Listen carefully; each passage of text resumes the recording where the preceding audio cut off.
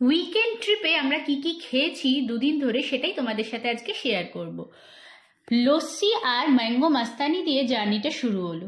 3 ঘন্টা জার্নি করে যাওয়ার পর এতটাই খিদে পেয়েছিল, একটা ছোট দোকানে চা খেতে ঢুকে যা যা ছিল মোটামুটি খেয়ে পেটটাকে শান্ত করা হয়েছে, বড়া পাও, পাঁপড় ইত্যাদি ইত্যাদি।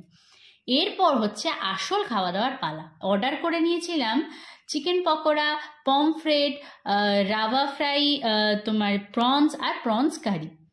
পমফ্রেটগুলো ছিল অসম্ভব ফ্রেশ। অনেক দিন বাদে এরকম ফ্রেশ পমফ্রেট খেলাম, খুব ভালো লাগছে। গোয়া আর মহারাষ্ট্রের লোকেরা কিন্তু রাভা ফ্রাই ছাড়া কিছু বোঝে না।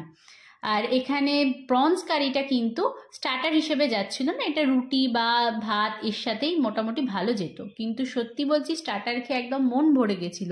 3টে পমফ্রেটও 6 জনের কোলাচ্ছিল না, মনে হচ্ছিল আরও কিছু অর্ডার করি। এরপর আসে মেন কোর্সে হাতে বানানো রুটি আর চিকেন কষা। গোয়াতে কিন্তু রুটি পাওয়া যায় না, খুব রেয়ার। কিন্তু এই অনেক দিন বাদে এরকম চাপাতি খেয়ে খুব ভালো লাগছে। পরের দিন সকালটা শুরু হলো ডিমের অমলেট আর ম্যাগি দিয়ে, তাও আবার সমুদ্রের পাড়ে বসে। এরপর আমরা চলে গেলাম ওয়াটার স্পোর্ট করতে। ওয়াটার স্পোর্ট করে এসে এতটা খিদে পেয়েছে যে তখন আমরা অর্ডার করে নিলাম কালকে আগের দিনে রাতের জিনিসগুলোই, যে চিকেন পকোড়া, পমফ্রেট, কারণ অসম্ভব ভালো লেগেছিল।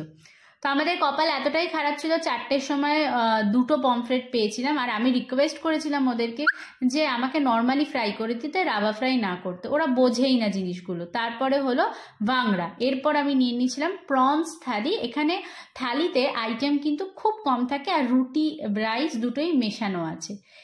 এরপর রাত্রিবেলা আমরা 3 জনে কোল্ড কফি খেয়ে আমাদের ট্রিপটাকে কমপ্লিট করেছিলাম। টাটা।